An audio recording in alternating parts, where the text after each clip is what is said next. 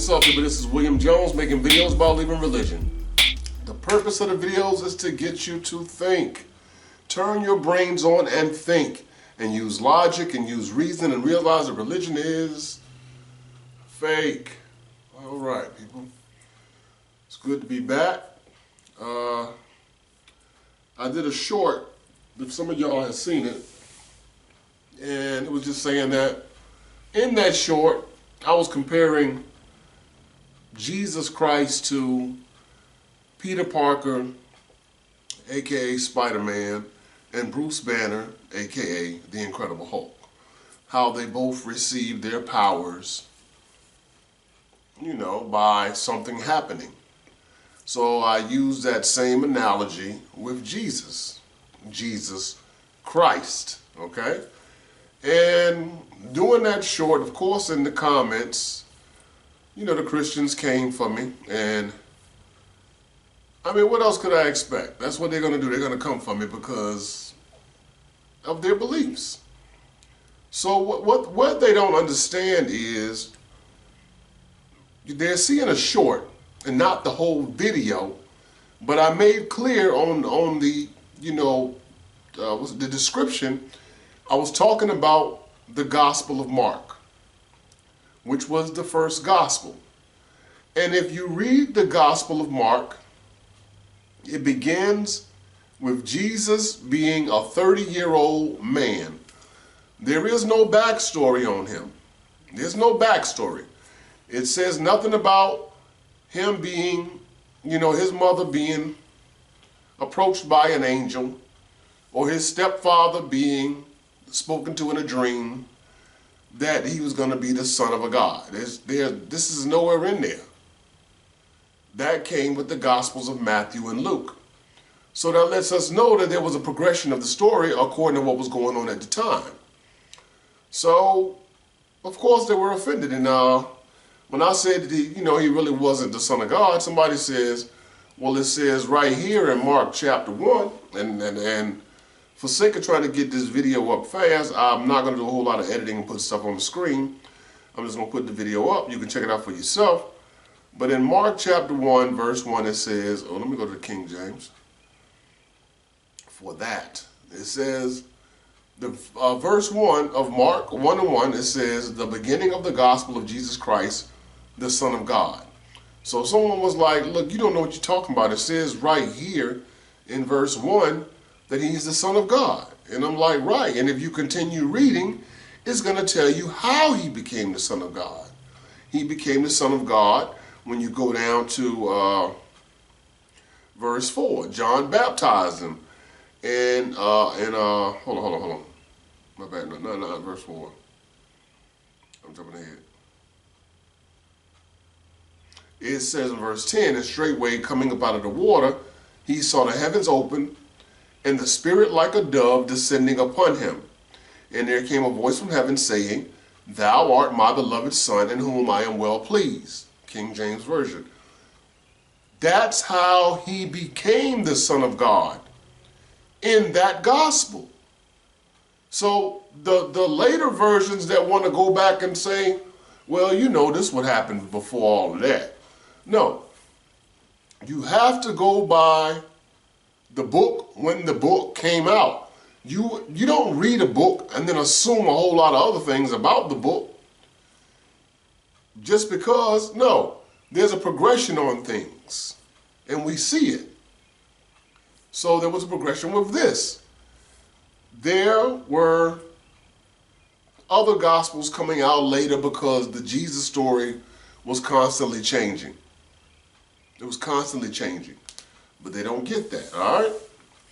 So, I got Spider-Man on TV. I cannot concentrate with this. Let me cut this off. I'm trying to watch Spider-Man and talk to y'all. They don't get it. There was no baby born of God in that gospel. It just wasn't there. You just add to the story. All right? And I'm also still working on a video. I'll let y'all know what this is about. The video is about Satan. And I got to, do a whole lot of editing on this video to put stuff on the screen. It's about Satan because Satan just gets a bad rap. Same way if you watch the movie, you know, about the Sleeping Beauty, and then you watch Maleficent, and you see, you know, the so-called the evil antagonists in the story.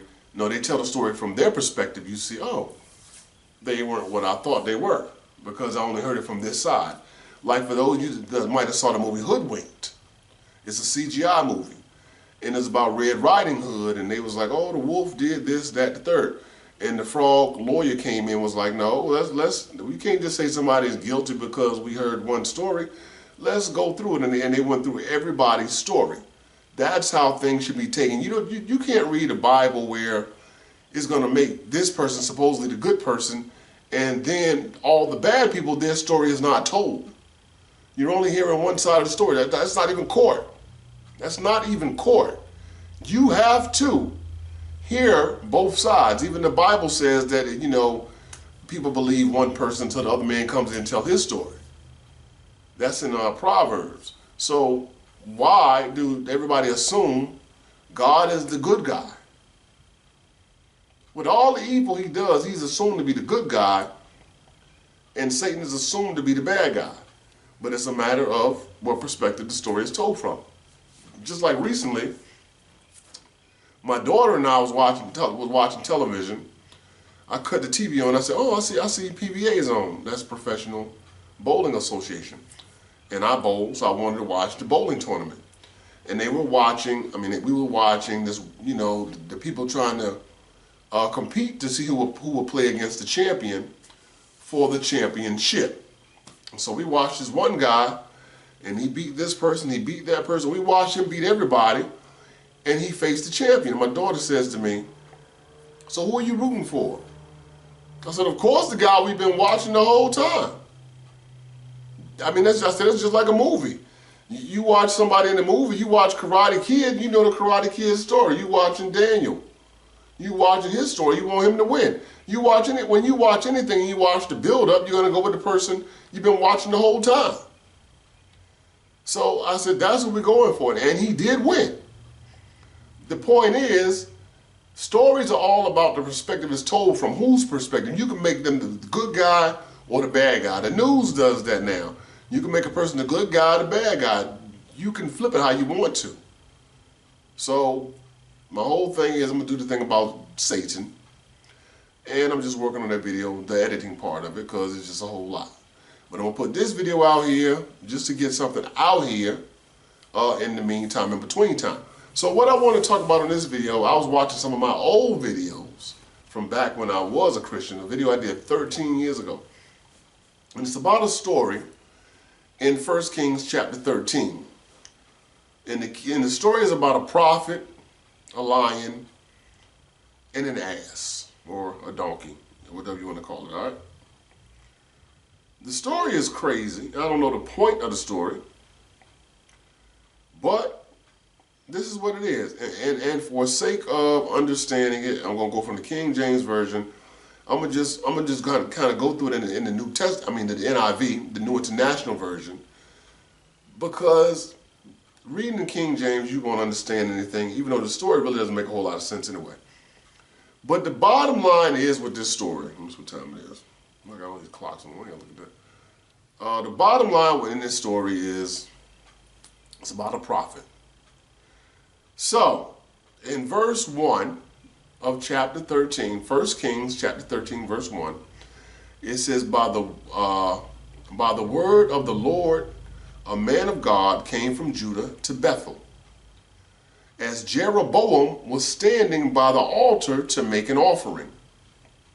By the word of the Lord, he cried out against the altar.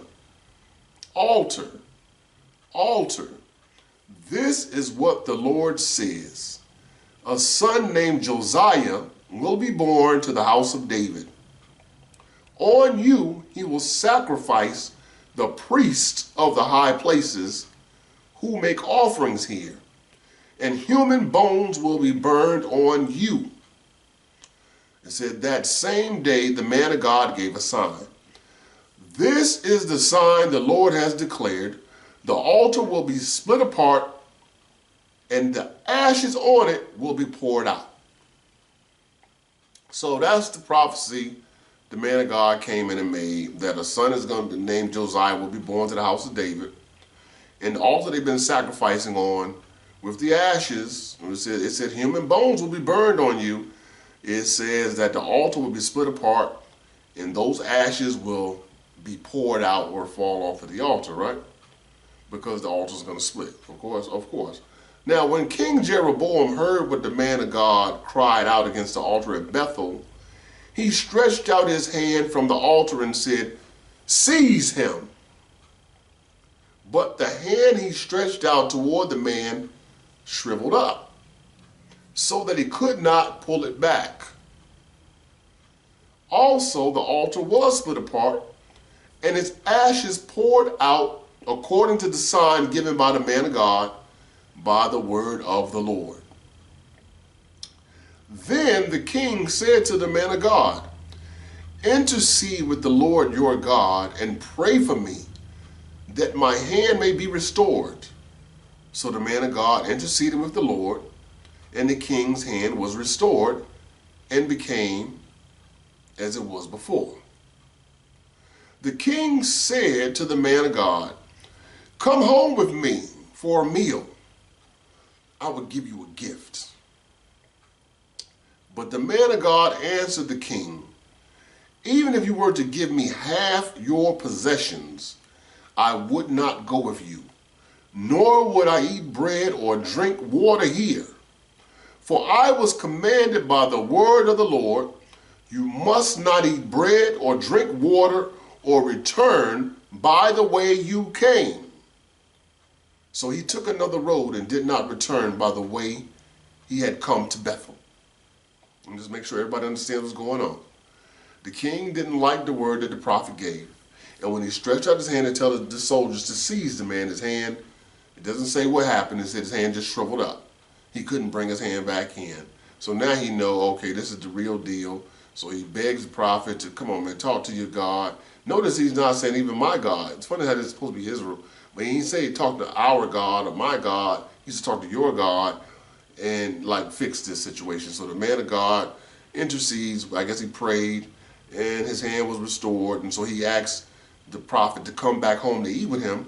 But the prophet clearly told him, I was commanded by the word of the Lord. You must not eat bread or drink water or return by the way you came. Don't even go back the same way you came there. So he took another road and did not return the way he had come to Bethel. Remember that. Continue with the story. We're going to switch over to some other people. Now, there was a certain old prophet living in Bethel, whose sons came and told him all that the man of God had done there that day. They also told their father what he had said to the king. Their father asked them, "Which way did he go?" And his son showed him which road the man of God from Judah had taken. So he said to his sons, "Saddle the donkey for me." And when they had saddled the donkey for him, he mounted it and rode after the man of God. He found him sitting under an oak tree and asked, "Are you the man of God who came from Judah?" He said, "I am," he replied. So the prophet said to him, "Come home with me and eat."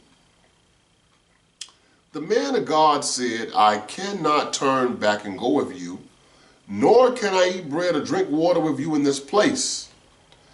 I have been told by the word of the Lord, you must not eat bread or drink water there or return by the way you came." The old prophet answered, "I too am a prophet, as you are.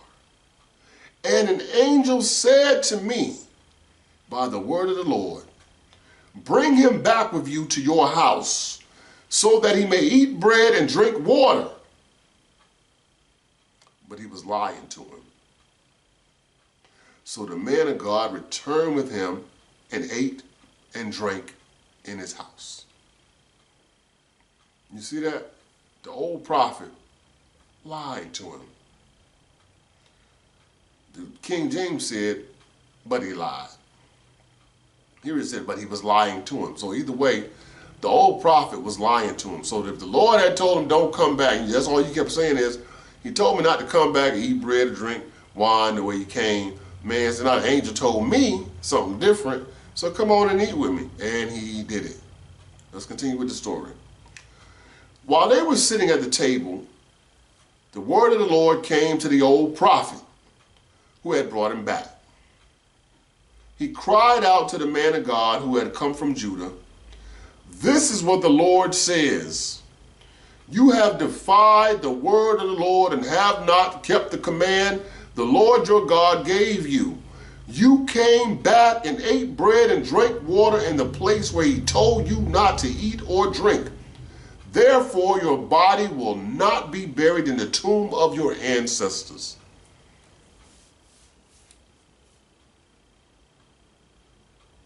Hold on. So, the first prophet from Judah goes to Bethel, talks to King Jeroboam.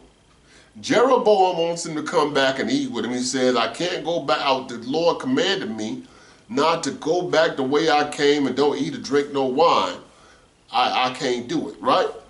He tells, then the old prophet finds out about the prophet from Judah, tracks him down, lies to him to get him back to his house to eat and drink wine, and then prophesies to him from the Lord because he himself lied to the man and tricked him to come to his house to eat and drink, and gave him the very prophecy that he was now doomed for disobeying the Lord, because that prophet lied to him. I guarantee you about 90-some% of Christians ain't never heard this story. I'm going to verse 23, 1 Kings chapter 13, going to verse 23, and it reads as follows, this NIV version. When the man of God had finished eating and drinking, the prophet who had brought him back saddled his donkey for him. As he went on his way, the prophet of Judah, as he went on his way, a lion met him on the road and killed him. And his body was left lying on the road, with both the donkey and the lion standing beside it.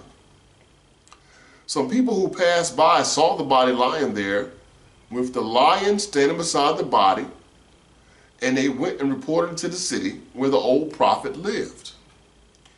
When the prophet who had brought him back from his journey heard of it, he said, "It is the man of God who defied the word of the Lord. The Lord has given him over to the lion, which has mauled him and killed him, as the word of the Lord had warned him." The prophet said to his sons, "Saddle the donkey for me," and they did so. Then he went out and found the body lying on the road, with the donkey and the lion standing beside it. The lion had neither eaten the body nor mauled the donkey. So the prophet picked up the body of the man of God, laid it on the donkey, brought it back to his own city to mourn for him and bury him. Then he laid the body in his own tomb, and they mourned over him, saying, "Alas, my brother." After burying him, he said to his sons, "When I die, bury me in the grave where the man of God is buried. Lay my bones beside his bones. For the message he declared by the word of the Lord against the altar in Bethel and against all the shrines on the high places in the towns of Samaria will certainly come true."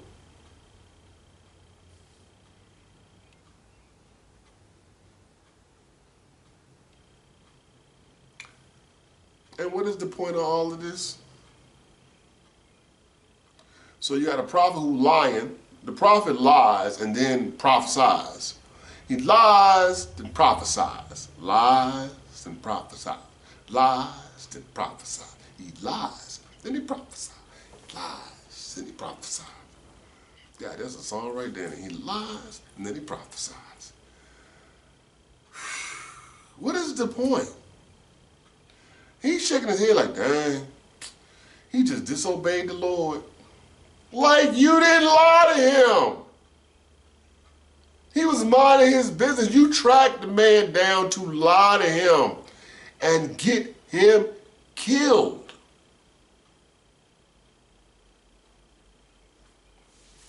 Another crazy Bible story.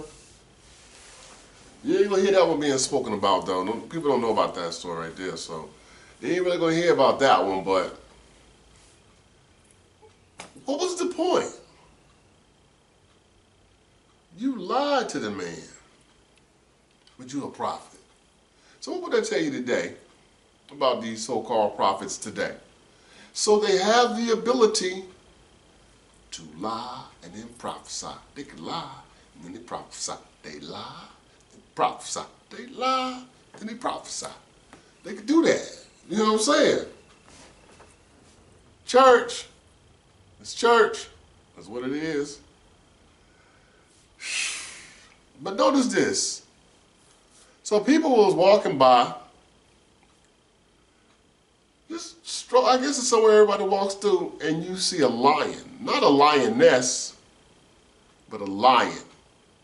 This is the whole thing about this story is when you watch documentaries on lions, you know the lioness is hunting packs to do the killing, and then whatever they kill, the lion eats first. Then after the lion eats, then the lionesses and the cubs eat. Lions can hunt. No, I'm not saying they don't. But where are these lions hanging around where these people are and not what they normally eat? And never has a lion don't, animals in general really don't kill to kill. Unless it's two males fighting over territory or fighting to mate, and normally one gives up. But they'll fight till one wins and the other one runs off in defeat. But animals in general normally do not kill and don't eat. And I've seen people around me shocked when they found out that like larger monkeys eat smaller monkeys. Just like you know, fish eat fish, snakes eat snakes, bigger birds eat smaller birds. You know, I mean, even lions can eat cubs. Lions can eat lions. It's still food. Food is food. Crocodiles can eat crocodiles. It's a dog-eat-dog world out here. So, but a lion mauled the man just so that the man died and then stood beside his body, and the donkey stood there too. And the donkey was not at all scared that a lion was sitting right next to it.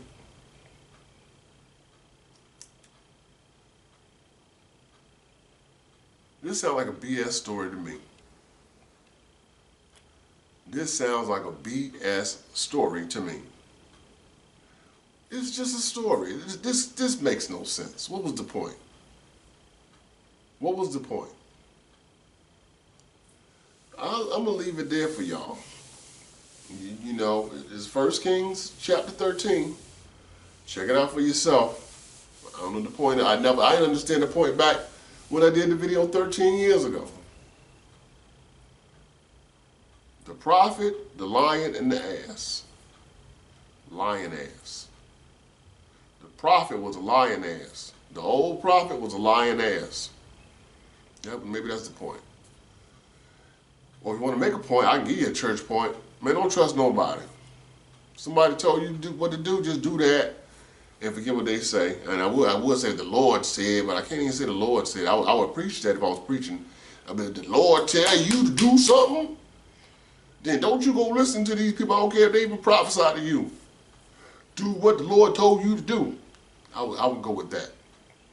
I would run with that. I mean, that'd be the message. Get a nice offering that week and all of that and have everybody not listen to nobody. So, I'm just gonna leave it at that. I don't know how long this video is. I'm still working on the Satan video with the editing and whatnot. I don't want to make it a two-parter. Like I said, I want to make it a one-part so everybody will watch. Either you watch some of it and cut it off, but they don't really watch it to part two. We don't do part twos.